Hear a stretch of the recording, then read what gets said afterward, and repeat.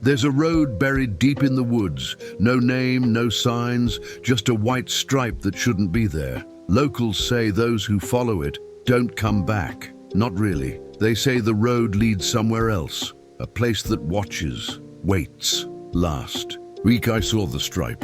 Last night I saw the man. And now I don't know if I'm driving out or deeper in.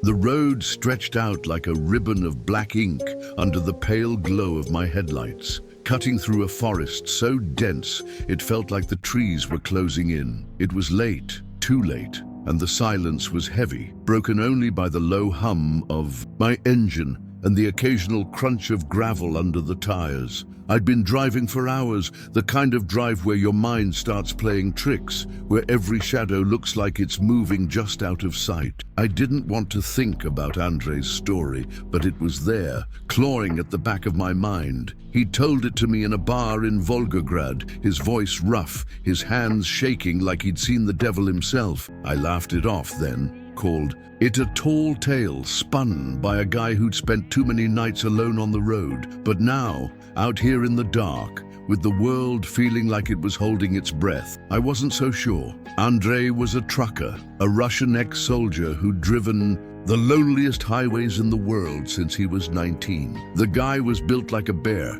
didn't flinch at anything, until that one night in 2011. He was hauling cargo down the M7, a long, desolate highway that slices through Russia's frozen wilderness. It was winter, the kind of cold that makes your breath hang in the air, and the road was empty, just him and the endless pines. Around 2 in the morning, somewhere between Kazan and Nizhny Novgorod, he saw something that didn't make sense. A white stripe, fresh and gleaming, painted right down the center of the icy road. It wasn't like the usual lane markers, faded and cracked from years of wear. This one was crisp, almost glowing under his headlights, and it didn't follow the highway's path. It veered off, sharp and deliberate, toward the shoulder, then vanished into the trees, like someone had started painting a new road and just stopped. Andrei figured it was a mistake, some lazy road crew who'd botched the job. He kept driving,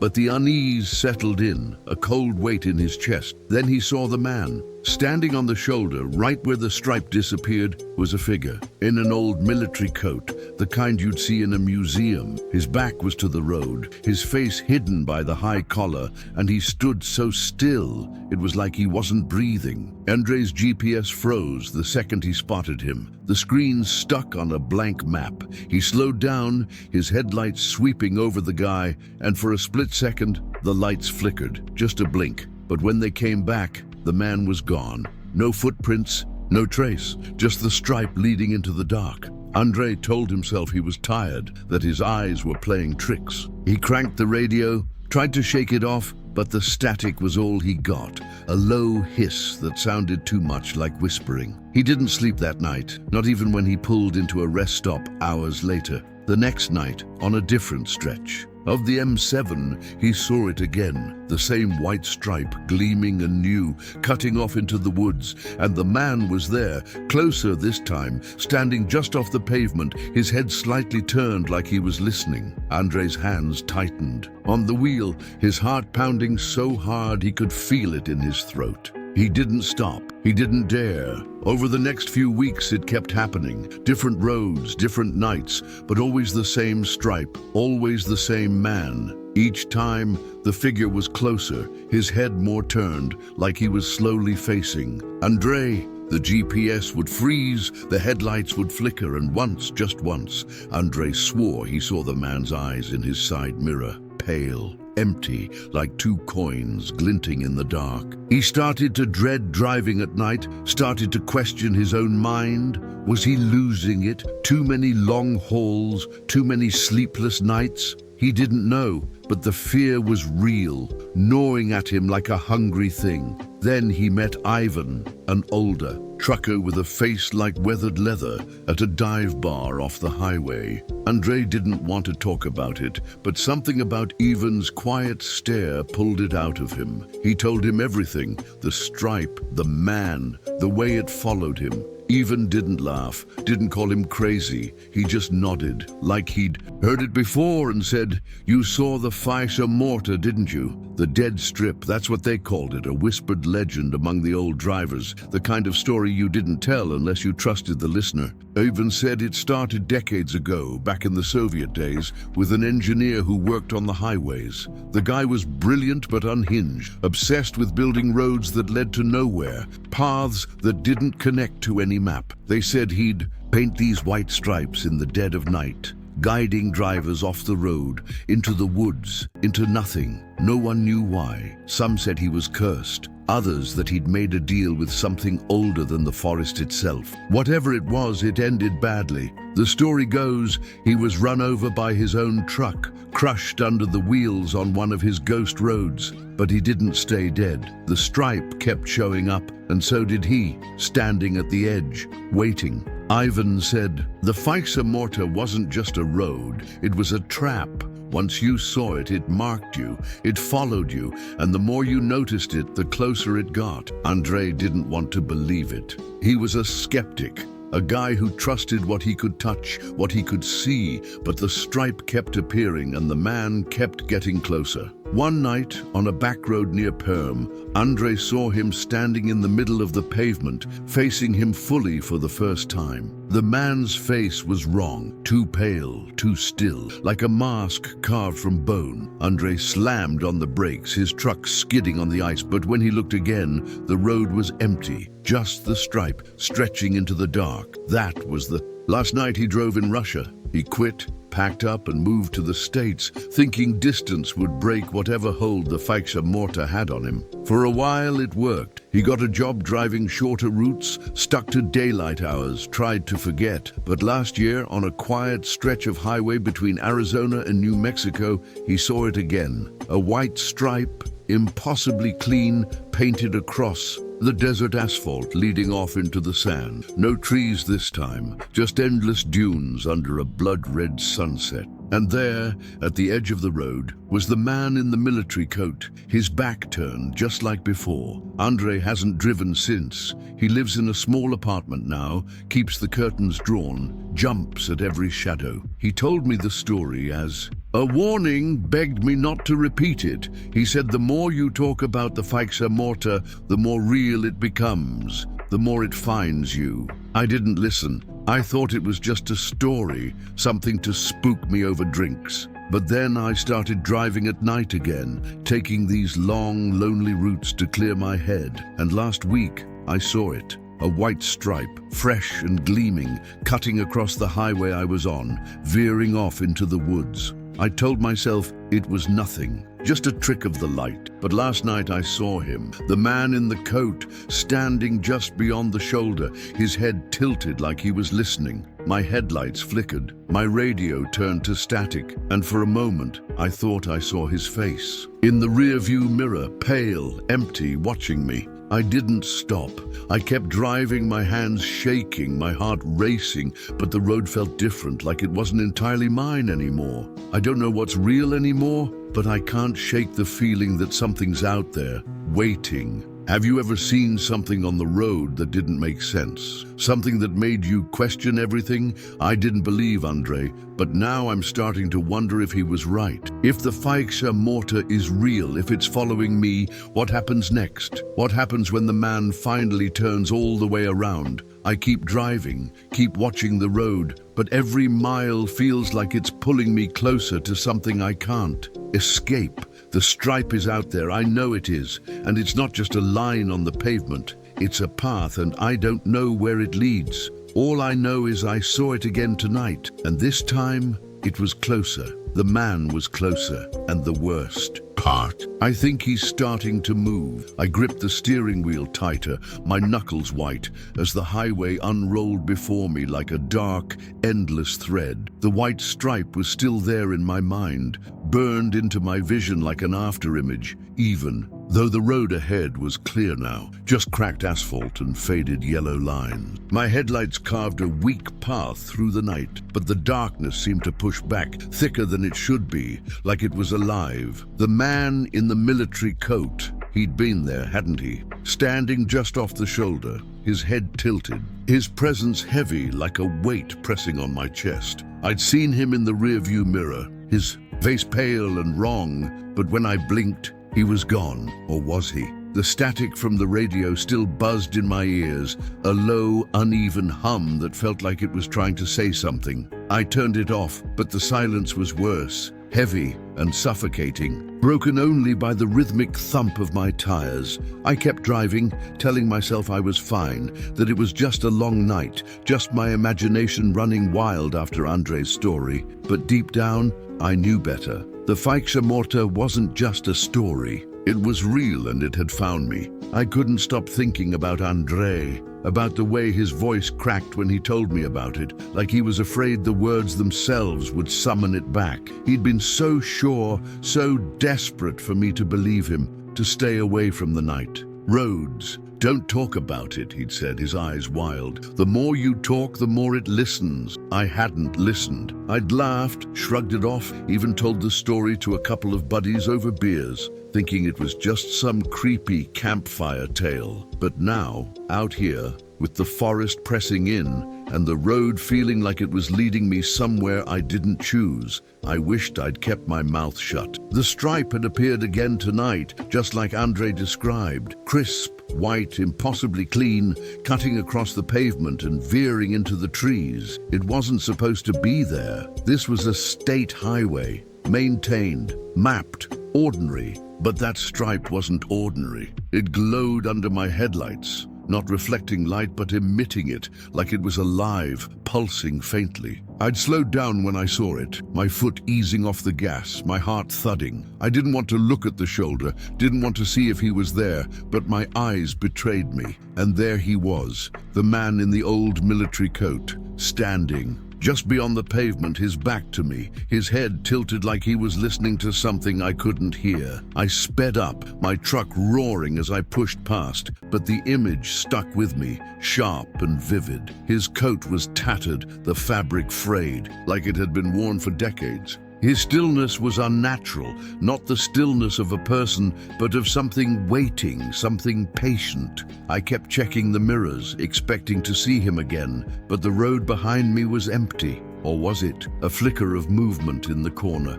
of my eye made me flinch, but when I looked there was nothing, just the dark, swallowing the light. I tried to focus on the road, on the familiar rhythm of driving, but everything felt off. The air in the cab was too cold, even with the heater blasting. My phone sitting on the passenger seat hadn't worked since I saw the stripe. No signal, no GPS, just a blank screen. I didn't dare stop to check it. Stopping felt dangerous, like it would give whatever was out there a chance to catch up. I kept driving, but the road didn't feel right anymore. It was too straight, too smooth, like it had been remade just for me. I couldn't shake the thought that I wasn't choosing my path anymore, that the Faixa Morta was leading me somewhere it wanted me to go. Andre's words echoed in my head. It's a trap.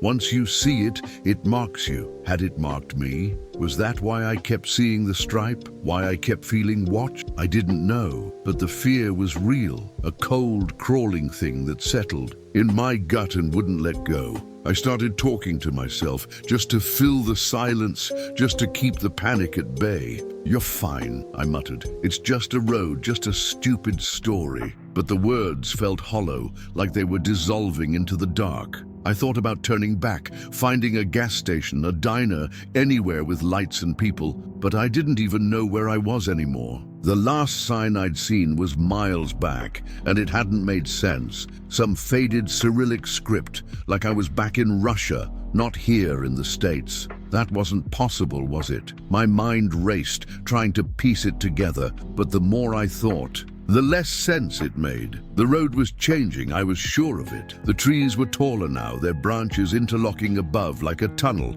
blocking out the stars. The pavement was smoother, almost glassy, and every few miles I'd see it again, that white stripe appearing out of nowhere, cutting off into the dark. Each time I'd feel a jolt of dread, my eyes scanning the shoulder, waiting for him. Sometimes he was there, sometimes he wasn't, but even when I didn't see him, I felt him. His presence was heavy, like a storm cloud hanging over me, ready to break. I started noticing other things too, small, wrong details that piled up. Like stones in my chest, the mile markers were gone, replaced by strange symbols carved into the pavement, glowing faintly under my lights. The air smelled different, not like pine or asphalt, but something older, metallic, like blood. Once I swore I heard footsteps crunching in the gravel behind me, even though I was doing 60 miles an hour. I didn't look back. I couldn't. But the worst was the radio. I'd turned it off, but every now and then it would crackle to life on its own, spitting out bursts of static that sounded like voices, low, urgent, speaking in a language I didn't understand. I tried to ignore it, but one word kept coming through, clear as a bell: Faiksa. I didn't speak Russian, but I knew what it meant. Dead strip. It was calling itself, naming itself, like it wanted me to know it was there. I kept driving, my hands shaking, my eyes burning from staring at the road. I didn't know how long I'd been out here. Hours, maybe days. Time felt slippery, like it was bending around me. I hadn't seen another car, not a single pair of headlights, not even a deer or a raccoon. Just me, the road, and the stripe, and him. I saw him again around what I guessed was dawn, though the sky never lightened, just stayed a deep, bruised purple. He was closer this time, standing right at the edge of the pavement, his head turned just enough that I could see the curve of his jaw, pale and sharp. My headlights flickered as I passed, and for a moment I thought I saw him move, not walk, not run, but glide, like he was being pulled by something. I floored it, the engine screaming, but the road seemed to stretch, like it was fighting to keep me there. I didn't know where I was going anymore, didn't know if I was even in control. The stripe was everywhere now, not just one line, but dozens, crisscrossing the pavement, leading off in every direction like a web. I tried to stay on the main road, but it was hard to tell what was real anymore. The lines glowed brighter, pulsing in time with my heartbeat, and the man was always there, just out of reach, watching. I started to wonder if I was still driving at all, or if I was caught in something else, something that wasn't a road but a loop, a trap that tightened with every mile. I thought about Andrei, about how he'd quit driving, how he'd run to the States to escape. But it hadn't worked, had it? He'd seen the stripe again, out in the desert, and now he was hiding, afraid of his own shadow. Was that my future? Running, hiding, waiting for it to find me again? I didn't want to believe it, but the evidence was all around me. The stripe, the man, the road that didn't make sense. I kept talking to myself, my voice hoarse, trying to stay grounded. You're okay. You're just tired. You'll find a town soon. But the words were lies, and I knew it. There were no towns, no exits, just the road and the dark. I saw the stripe again, this time painted across the hood of my truck, glowing like it had been burned into the metal. I slammed on the brakes, my heart in my throat, but when I looked again, it was gone. Just my imagination, right? But then I heard it, a low, rhythmic tapping like fingers on glass, coming from the passenger window. I didn't look. I couldn't. I hit the gas, the truck lurching forward, but the tapping followed, steady, deliberate, like it was keeping time. I risked a glance at the side mirror, and there he was, gliding alongside the truck, his coat flapping in the wind, his face still hidden but closer, too close. I screamed, the sound raw and desperate, but it didn't matter. He was there, and he wasn't leaving. The road twisted ahead, sharper than it should have, and I had to swerve to stay on it. The stripe was everywhere now, covering the pavement. The trees, the sky, a glowing maze that made my head spin. I didn't know where I was going, didn't know if I was even moving forward anymore. The tapping stopped, but the silence was worse, thick and heavy, like the air before a storm. I felt him before I saw him again, a cold prickle on the back of my neck. He was in the road now, standing dead center, his back to me, his coat swaying slightly. I didn't slow down, I couldn't, but as I got closer he turned, not fast, not sudden, but slow, deliberate, like he'd been waiting for this moment.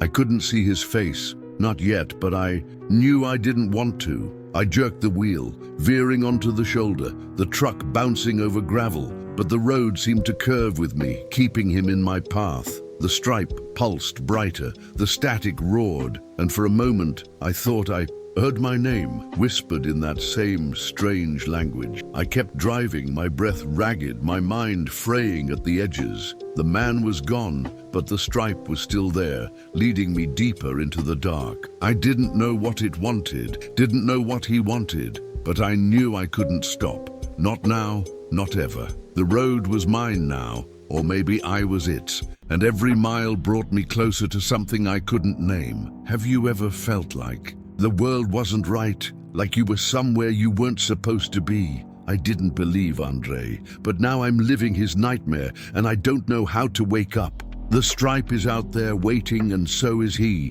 What happens when he finally faces me? What happens when the road runs out? I don't know, but I'm still driving, still watching, still waiting for the next stripe to appear. And when it does, I know he'll be there, closer than ever, ready to show me where this road really leads. All right, hold up a second. I know.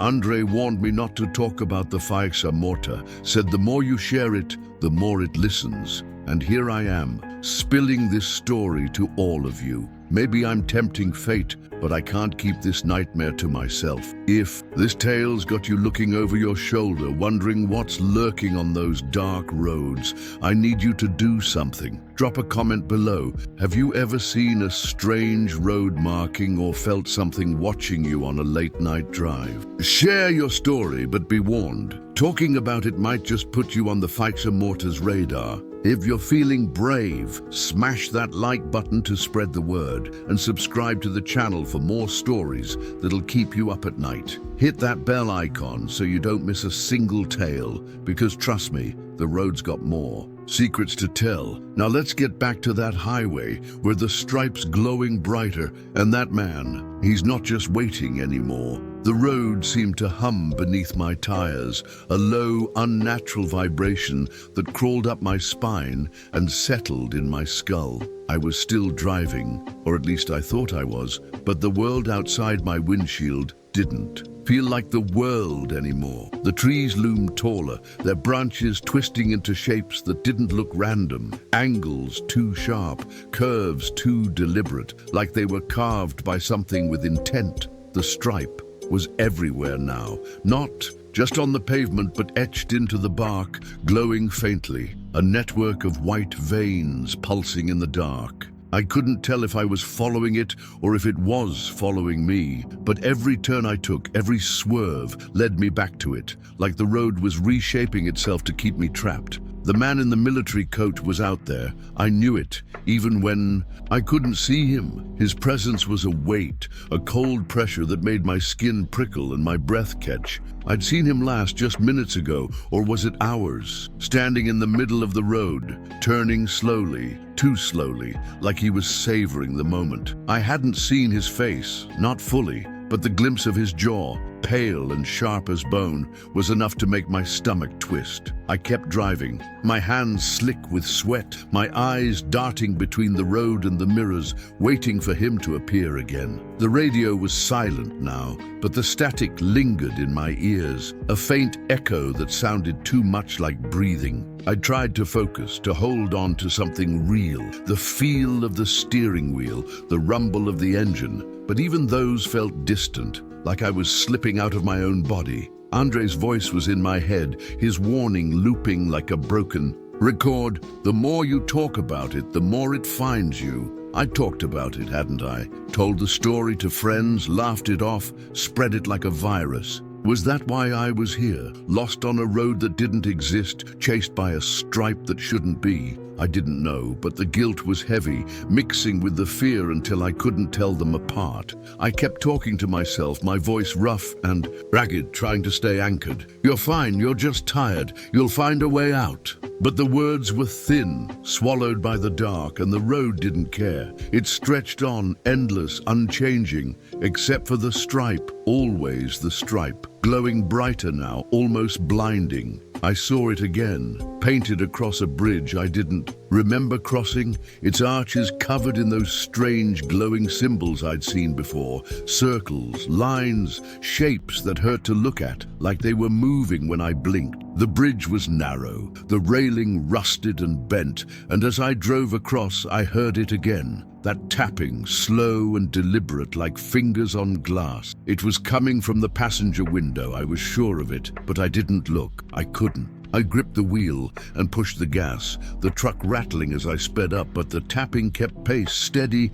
unyielding. I risked a glance at the side mirror and my breath caught. He was there, gliding alongside the truck, his coat flapping in. A wind I couldn't feel, his head tilted just enough to show the edge of his face, pale, too pale, like it had never seen the sun. I jerked my eyes back to the road, my heart pounding so hard I thought it would burst. The bridge seemed to stretch, longer than it should have, the stripe pulsing beneath me, guiding me towards something I didn't want to see. When I finally reached the other side, the tapping stopped, but the silence was worse, thick and oppressive, like the air was holding its breath. I kept driving, my mind racing, trying to make sense of it. Was this still my world, or had I crossed into something else? The road didn't feel like a road anymore. It felt like a vein, a living thing that pulsed with the same rhythm as the stripe. The trees were different now, their trunks smoother, almost polished, reflecting the glow of the stripe like mirrors. I caught glimpses of my own truck in them, distorted, stretched, like I was driving through a funhouse. Once I swore I saw another figure in the reflection.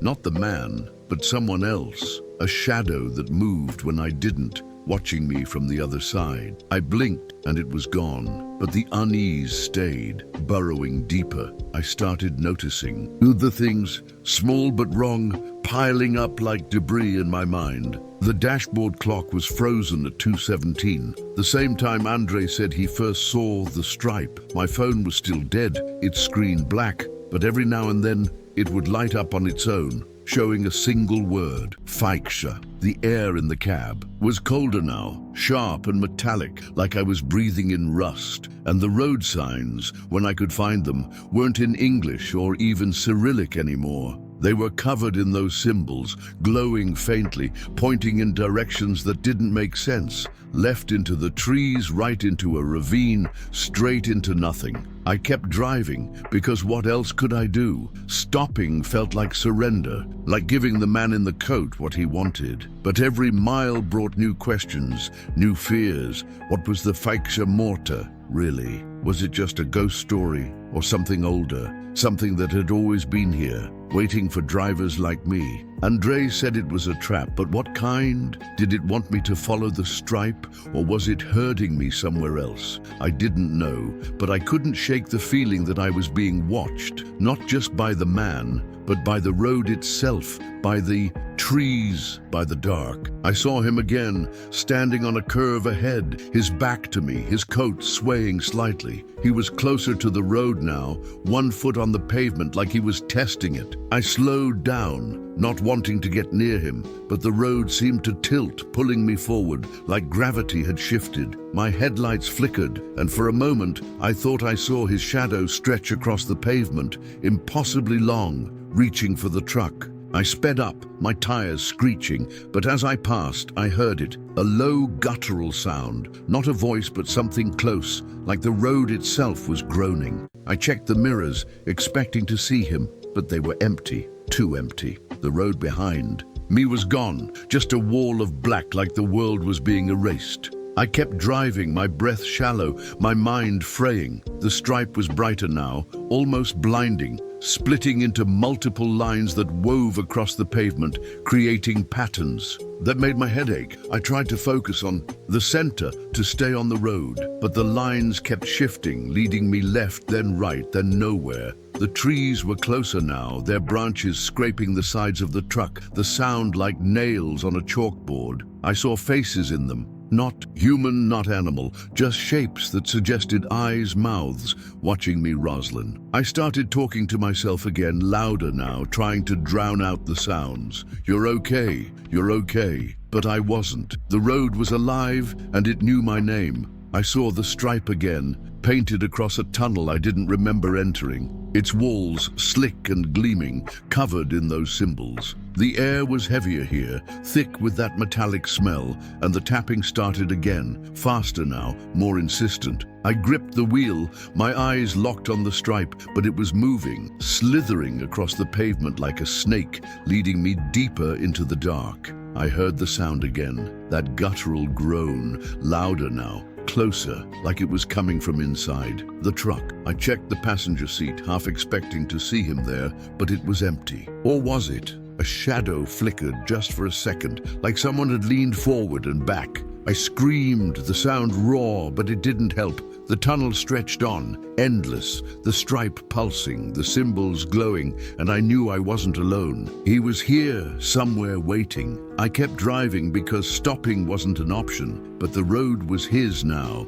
and I was just a passenger. What happens when you can't escape, when the road doesn't end? I don't know, but I'm still driving, still watching the stripe, still waiting for him to show me what's next. And he's out there, closer every second, ready to turn, ready to look at me. I can feel it. The tunnel stretched on, an endless throat of black stone that seemed to swallow the light from my headlights before it could touch the walls. The stripe was alive now. I was sure of it, slithering across the pavement like a glowing vein, pulsing in time with the pounding in my chest. The symbols on the walls glowed brighter, their shapes twisting when I wasn't looking, forming patterns that made my eyes ache and my head throb. The air was thick, heavy with that metallic tang, like I was breathing in the rust of something ancient, something that had been buried too long. The tapping at the passenger window had stopped, but the silence was a lie, hiding something worse,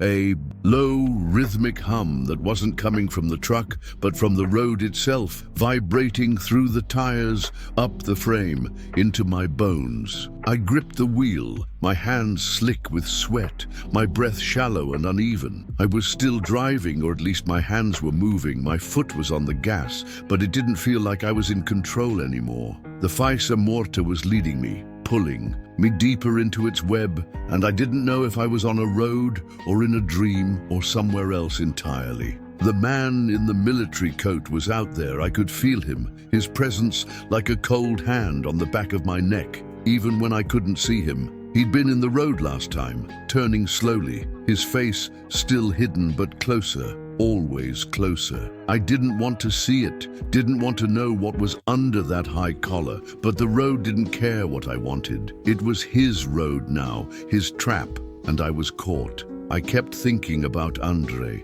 about the way his voice shook when he told me the story, his eyes darting to the shadows like he expected the man to step out of them. "Don't talk about it," he'd said, his hands trembling around his glass. "It listens." I hadn't listened. I'd spread the story, laughed it off, thought it was just a ghost tale to spook truckers on long hauls. But now, trapped in this tunnel that didn't end, with the stripe glowing and the symbols watching, I knew I'd made a mistake. The Fissa Morta wasn't just a story, it was real, and it had my scent. I tried to talk myself down, my voice hoarse, barely audible over the hum of the road. "You're okay, you're just lost. You'll find a way out." But the words were empty, dissolving into the dark, and the tunnel seemed to mock them, its walls closing in, the stripe growing brighter, more insistent. I saw it split ahead, not into one line but three, then five, weaving across the pavement like threads in a tapestry,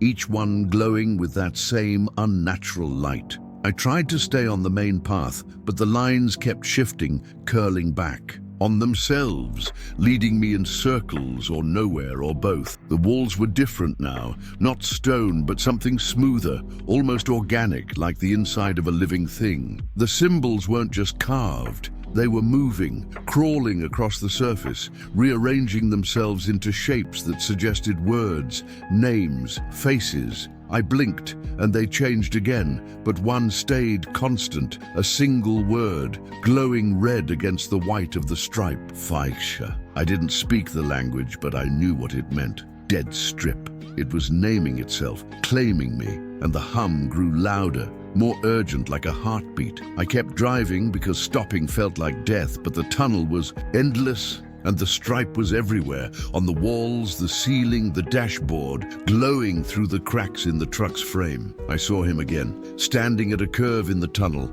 his back to me, his coat swaying in a breeze I couldn't feel. He was closer to the road now, one hand resting on the pavement, his fingers long and pale, almost translucent. I slowed down, my instincts screaming to avoid him, but the stripe pulsed and the road tilted, pulling me toward him like a magnet. My headlights flickered, and for a moment his shadow stretched across the tunnel, not human, but something else. Jagged and wrong, with too many limbs, too many angles. I floored it, the engine roaring, but as I passed I heard it, a voice, not from the radio, but from the air itself, low and guttural, speaking words I didn't understand but felt in my gut. It wasn't English, wasn't Russian, wasn't anything I'd ever heard, but it knew my name. I checked the mirrors, expecting to see him, but they were black.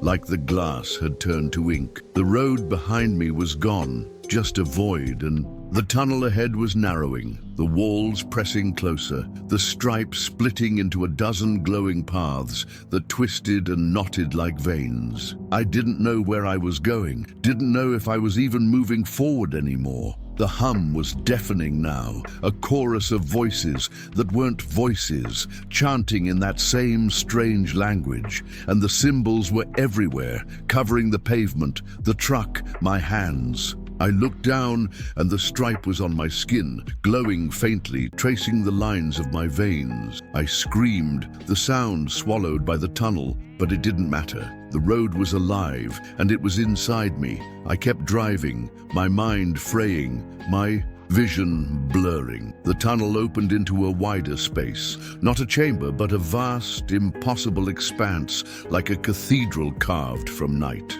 The stripe was a river now, glowing white, flowing across the floor, splitting into tributaries that led to nowhere. The walls were gone, replaced by a forest of those polished, mirror-like trees, their trunks reflecting the truck, the stripe, and something else. Shapes that moved when I didn't, figures that weren't mine. I saw him again, standing in the distance, his back turned, but he wasn't alone. Other figures stood with him, indistinct, their outlines blurred, like they were made of smoke. They didn't move, didn't speak, but I felt their eyes, heavy and unblinking, watching me from every angle. The hum was a roar now, the voices clearer, chanting Feiksha over and over, and the stripe was everywhere, covering the ground, the trees, the sky, if there was a sky. I tried to turn, to find a way out, but the road was gone, replaced by a maze of glowing lines that shifted when I looked at them. I kept driving, or at least I thought I was, but the truck felt weightless,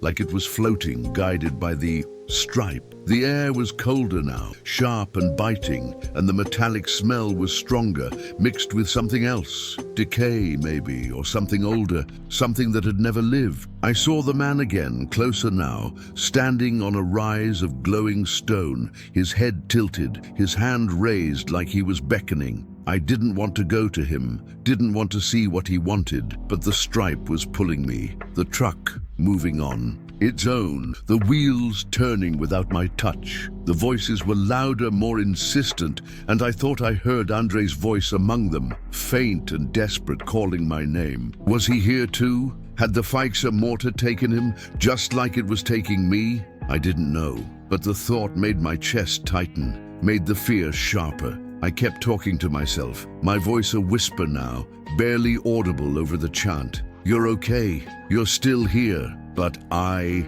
wasn't sure I was. The truck was different now, the dashboard covered in those symbols, the steering wheel slick and warm, like it was alive. The mirrors showed nothing but the stripe, glowing brighter, and the figures in the distance were moving, gliding toward me, their shapes sharpening into forms that weren't human, too tall, too thin, with limbs that bent wrong. I saw the man again, standing in the center of the stripe, his back to me, but he was turning slower than before, his coat falling open to reveal something beneath. Not flesh, not bone, but a void. a darkness that pulsed with the same light as the stripe. I screamed again, but the sound was gone, swallowed by the chant, and the truck was moving faster, pulled by the stripe toward him, toward the void. I tried to stop, tried to turn, but the wheel wouldn't move, the brakes wouldn't catch. The stripe was inside me now, glowing through my skin, and the voices were in my head, not chanting but whispering, telling me to look, to see, to follow. I didn't want to, but my eyes were locked on him, on the slow turn of his head, on the glimpse of his face. Not a face, but a mask, carved from light and shadow, with eyes that weren't eyes but holes, endless and hungry. I kept driving, because there was nothing else to do, but the road wasn't a road anymore. It was a path, a vein, a trap, and I was its prey. The figures were closer now, surrounding the truck, their hands reaching, their voices joining the chant, and the stripe was everywhere, binding me, pulling me, claiming me. I saw Andrei's face in the crowd, pale and hollow, his eyes empty, and I knew he hadn't escaped, hadn't run far enough. Was that my fate too? To join them? To become part of the Faixa Morta, forever bound to the road? I didn't know. But the fear was all I had left, sharp and cold, keeping me awake, keeping me moving. The man was in front of me now, fully turned. His face, not a face watching me, and the stripe was a sea, glowing white, swallowing the truck, swallowing me. I kept driving, my hands shaking, my mind breaking, and the voices were louder, clearer, calling my name, calling me home. What happens when you can't run? When the road owns you? I don't know, but I'm still here, still driving, still watching. The stripe, waiting for the next turn, the next glimpse, the next step into the dark. And he's there, always there, ready to show me what comes next, ready to take me where the Faixa Morta leads. The stripe was a sea now, a glowing tide of white light that surged around the truck, lapping at the tires, climbing the sides, seeping through the cracks in the metal.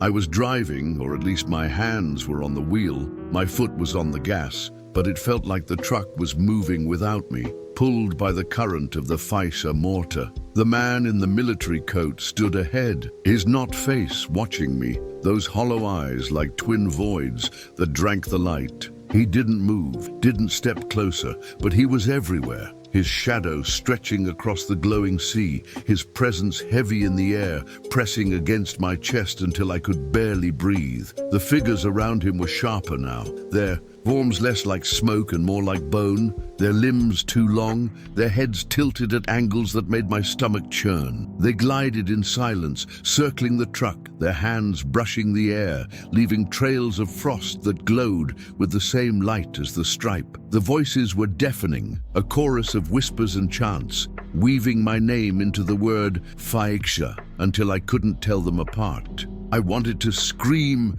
to drown them out, but my throat was raw, my voice gone, swallowed by the road. The truck shuddered, the engine stuttering as the stripe pulsed brighter, its light flooding the cab, burning my eyes. I blinked, and the world shifted. Not a tunnel, not a forest, but a vast, endless plain, the ground smooth and black like polished glass, the stripe a river cutting through it, glowing so fiercely it hurt to look at. The sky was gone, replaced by a ceiling of writhing shadows, shapes that twisted and coiled, suggesting faces, hands, eyes. I kept driving because stopping was unthinkable, but the plain was wrong, too vast, too empty, like a place that had never known life. The man was still there, standing in the distance, his coat flapping in a wind I couldn't feel, his head tilted as if listening to the voices that never stopped. I saw Andrei's face again, flickering among the figures, his eyes empty, his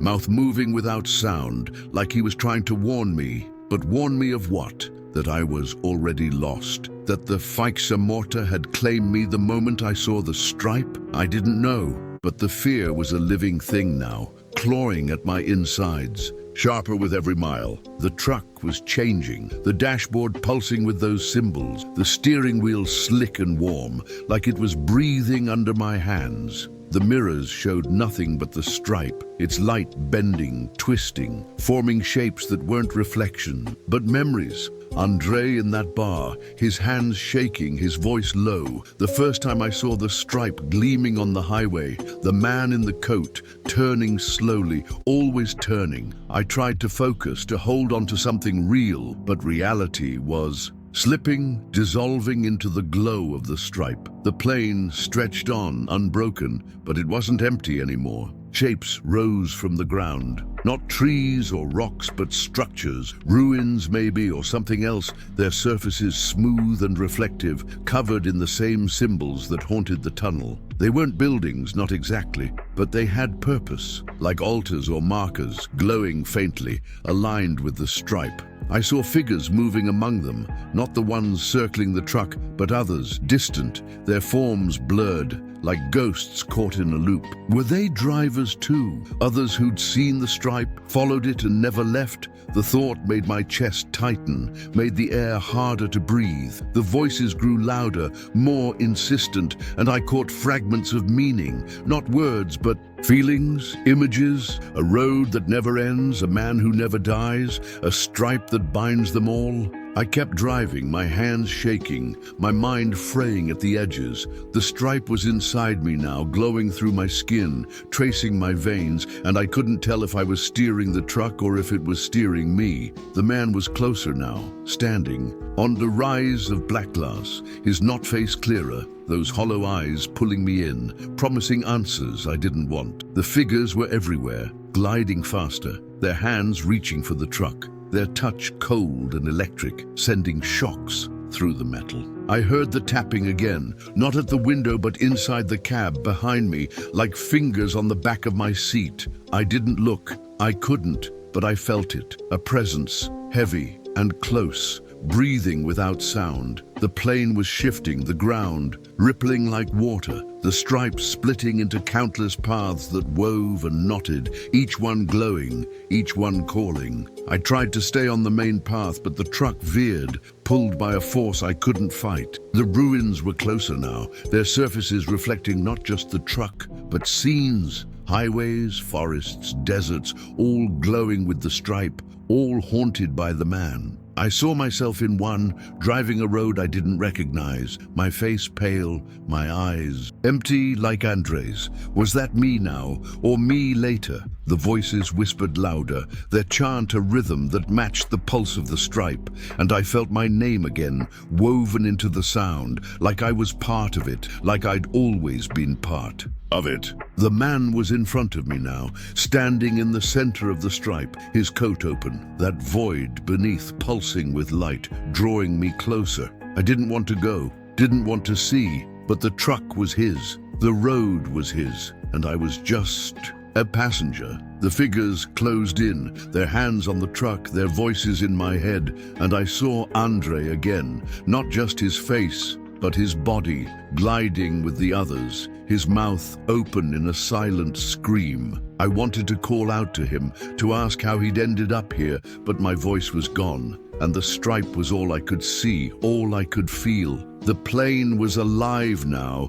the ground pulsing, the ruins glowing, the shadows above writhing faster, and I knew I wasn't in my world anymore. This was the Faixa Morta, not a road but a place, a trap, a hunger. The man was turning again, his knot face shifting, the hollows of his eyes deepening, and I felt the truck lift like it was floating, carried by the stripe. The voices were a roar, the symbols were everywhere, and the tapping was inside me, in my skull, in my heart. I kept driving because there was nothing else, but the road was gone, replaced by the stripe, endless and alive, and the man was everywhere, his shadow in the mirrors, his void in the air, his will in the wheel. What happens when you're not you anymore, when the road takes your name? I don't know, but I'm still here, still moving, still watching.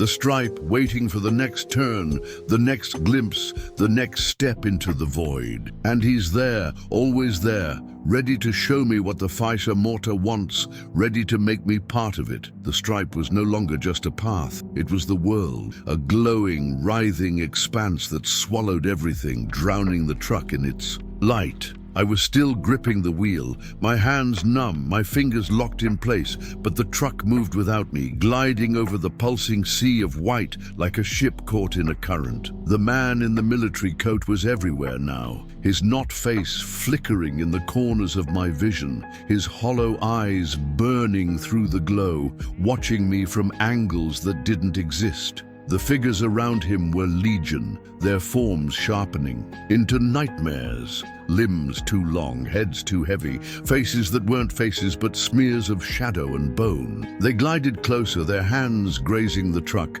leaving streaks of frost that hissed and glowed, their touch sending jolts through the metal that I felt in my teeth. The voices were a storm, a relentless chant of Faisha woven with my name, pounding in my skull until I couldn't think, couldn't breathe. The air was thick, heavy with that metallic decay, and the plane stretched on, endless, its black glass ground reflecting the stripe, the figures, and something else. Flashes of roads I'd driven, faces I'd known, moments I'd buried. I saw Andre again, his form clearer among the figures, his eyes empty but his mouth moving, shaping words I couldn't hear. Was he begging me to run, to fight, or was he welcoming me, pulling me into the Faisha Morta's embrace? I didn't know, but the sight of him, pale, hollow, lost, made the fear sharper, a blade in my gut. I kept driving, or at least I thought I was, but the truck was alive now, its engine humming with the same rhythm as the stripe, its frame pulsing with those symbols, glowing through the dashboard, the seats, the floor. The steering wheel was warm, too warm, like it was feeding on my touch, and the mirrors showed nothing but the stripe, its light bending into shapes that weren't mine. Hands reaching, eyes watching, mouths whispering. I tried to focus, to hold on to something real, but reality was gone, replaced by the glow, the chant, the man. The plane was shifting, the ground rippling like a living thing, the ruins rising higher, their surfaces no longer reflective but translucent, revealing shadows within, figures trapped inside, their hands pressed against the walls, their faces blurred but screaming. Were they drivers too? Others who'd seen the stripe followed it and become part of it. The thought made my chest tighten, made the air harder to draw. The voices grew louder,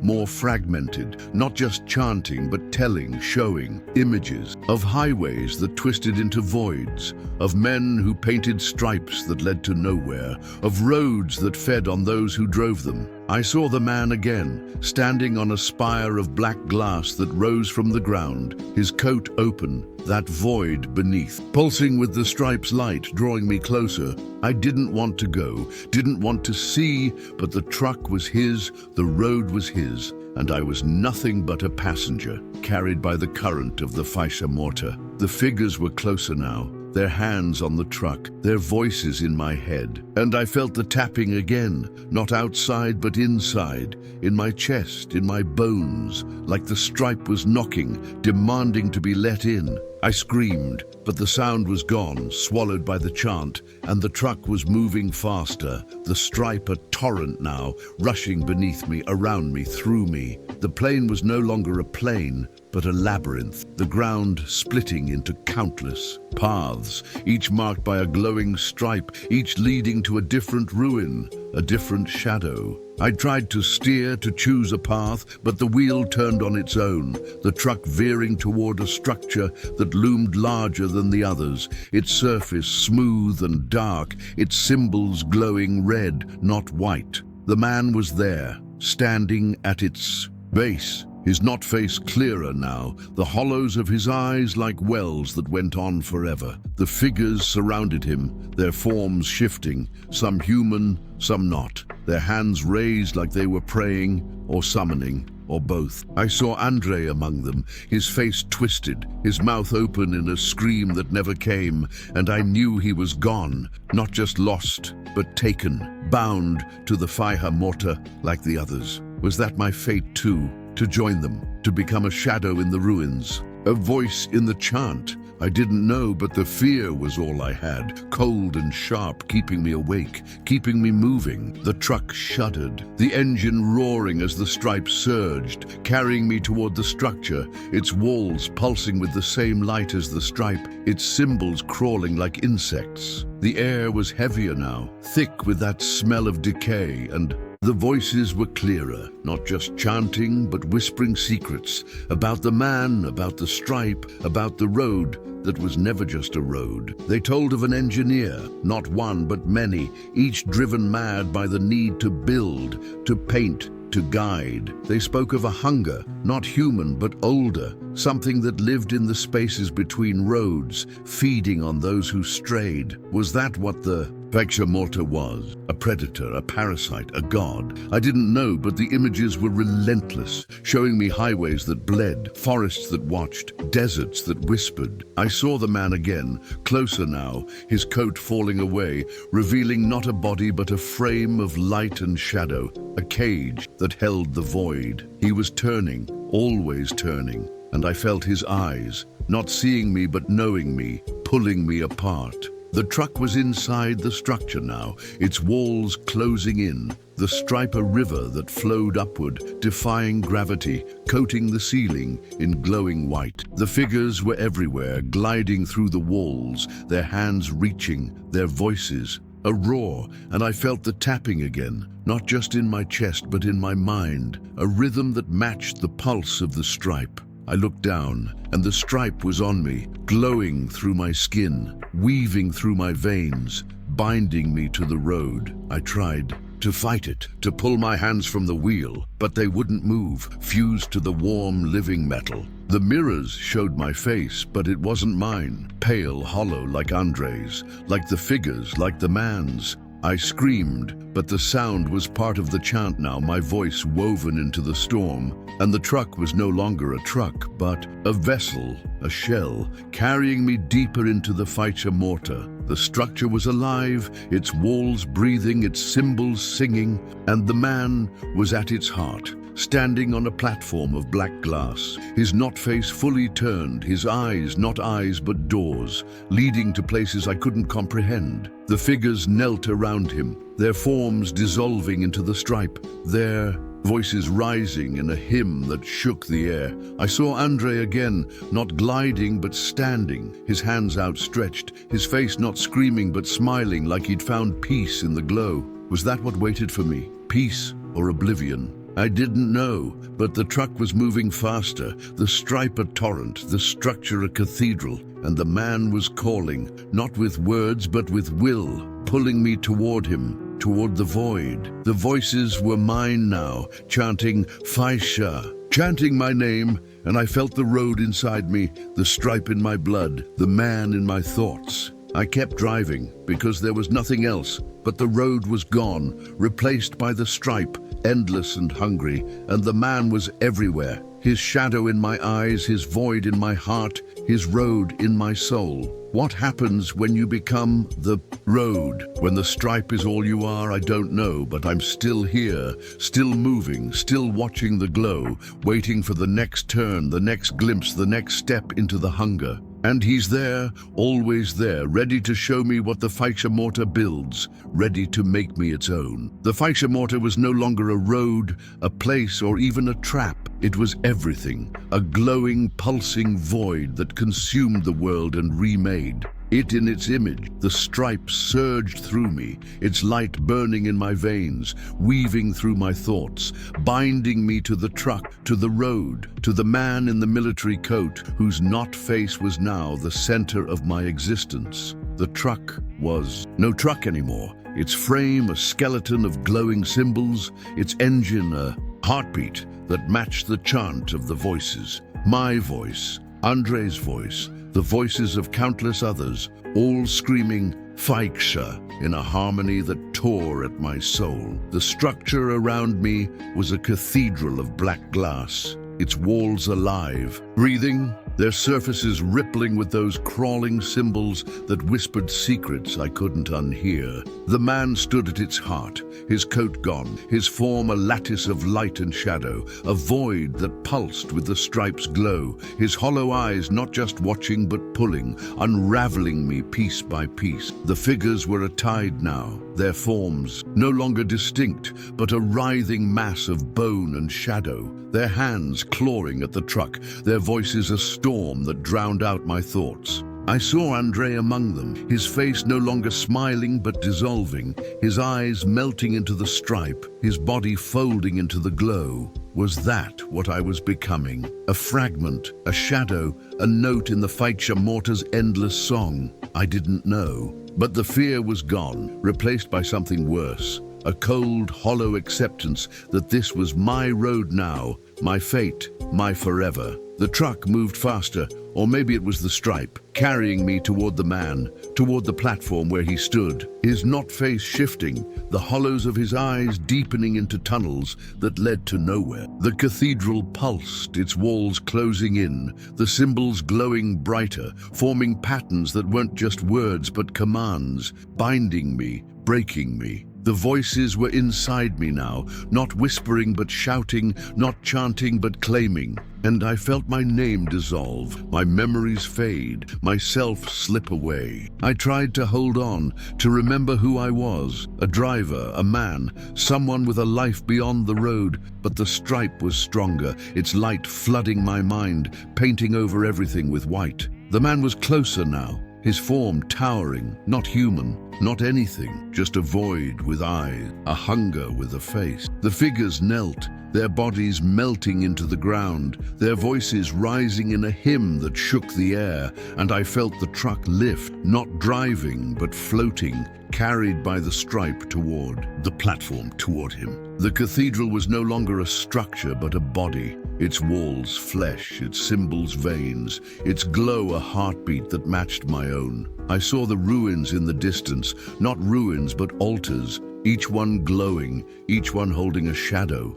a driver, a wanderer, a fool who'd seen the stripe and followed it. Was that my place too? A shadow in a cage, a voice in a chant, a piece of the Faicha Morta's endless hunger? I didn't know, but the truck was his now, the road was his, and I was nothing but a spark in his light. The platform loomed, the man's not face filling my vision, his eyes not eyes but mirrors, showing me not my face but Andre's, then others, men, women, faces I didn't know, all pale, all hollow, all lost. The stripe was a sea, a sky, a god, and I was drowning in it, my hands no longer mine, my thoughts no longer mine. The voices were one voice now, his voice, not speaking but being, and I felt the truck dissolve, its metal turning to light, its frame turning to shadow. I was still moving, still falling, toward the man, toward the void, and the cathedral was gone, the plane was gone, the world was gone. There was only the stripe, only him, only me, or what was left of me. I saw Andre one last time, not a figure, but a flicker, a spark in the glow, his voice a whisper in the chant, calling my name, not to save me, but to join him. The man's not face was all I could see, his eyes not eyes but doors, and I was through. Them, not driving but being, not living but existing, part of the stripe, part of the road, part of the hunger. The light was blinding, the chant was deafening, and I felt myself unravel, my name gone, my past gone, my fear gone. But then darkness, not light, not glow, just black, cold and heavy, like the world had blinked. I was back in the truck, or something like it, my hands on the wheel, my foot on the gas. The road was asphalt again, cracked and faded, flanked by pines under a bruised purple sky. The stripe was gone, the man was gone, the figures were gone, the radio was silent. The mirrors showed only the road behind me, empty and still. My heart pounded, my breath ragged, my skin clammy. Was I free? Had I escaped? I didn't know, but the air was different, lighter, and the truck felt like a truck, not a vessel, not a cage. I kept driving, my eyes scanning the pavement, waiting for the stripe to reappear, for the man to step out of the dark. Nothing, just the road, the trees, the night. I laughed, a shaky, desperate sound, telling myself it was over, that it was just a nightmare, just a story. But then I saw it, a flicker in the rearview mirror, not a face, not a figure, but a glow, faint and white, like the stripe was waiting, biding its time. My hands tightened on the wheel, my stomach twisting. I didn't look back. I couldn't. I kept driving, the road stretching on, the night unbroken, but I knew it wasn't over. The Feiksche Mortar wasn't gone. It was patient, eternal, hungry. And I told the story, hadn't I? Spoke its name, spread its curse, just like Andre warned me not to. I'm still out here, still driving, still watching the road, waiting for the stripe to return, for the man to find me again. But here's the thing, I'm telling you this now, sharing this nightmare with you, and that means it's not just my road anymore. Be careful out there when you're driving alone, when the night is too quiet and the shadows are too deep. Watch the pavement, check your mirrors, listen for the hum. The Feiksche Mortar is real and it's listening. I told you this story, so now it knows you too. What happens if you see that white stripe gleaming in the dark, leading nowhere? What happens if he steps out, his coat swaying, his not face turning? I don't know, but I'm still driving, and I hope you never find out. The Feiksche Mortar's hunger doesn't stop. It's out there, painting its stripe, claiming drivers like me. Every road hides a story, and the next one's just as twisted. If you're hooked on tales of haunted highways and things that shouldn't, click the video on screen for another nightmare. It's waiting, glowing in the dark. Don't let it find you first.